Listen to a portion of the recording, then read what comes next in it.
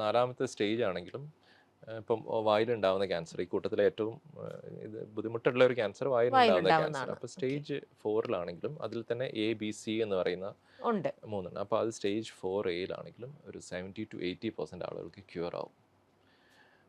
ഒരു 20% ആളുകൾക്കാണ്, അല്ലെങ്കിൽ 20-30% ആളുകൾക്കാണ് നമുക്കൊരു റിസൾട്ട് കിട്ടാത്തത്. സ്റ്റേജ് 4B ആകുമ്പോൾ നമുക്കൊരു 60% ആളുകൾക്ക് ക്യൂർ ആവുന്നുണ്ട്. ഓ. അപ്പോൾ നമ്മളിത് ട്രീറ്റ് ചെയ്യാതിരുന്നിട്ടുണ്ടെങ്കിൽ വായിലുണ്ടാകുന്ന ക്യാൻസർ, ഈ ക്യാൻസറിൻ്റെ ഒരു സ്വഭാവം എന്താ വെച്ചാൽ അതിൻ്റെ ഒരു വളർച്ച നിൽക്കില്ല, അത് വളർന്നുകൊണ്ടേയിരിക്കും. അപ്പോൾ നമ്മളത് ട്രീറ്റ് ചെയ്യാതിരുന്നാൽ നമുക്കതിൻ്റെ ബുദ്ധിമുട്ട് ഇങ്ങനെ കൂടിക്കൊണ്ട് വരും. ഓ.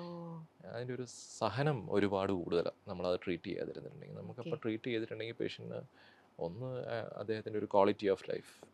ഭക്ഷണം തീരെ കഴിക്കാൻ പറ്റാതെ ആ വരിക അല്ലേ? ആ പിന്നെ ഇപ്പോൾ ഒരു അൾസറേഷൻ ആണെങ്കിലും ഉം.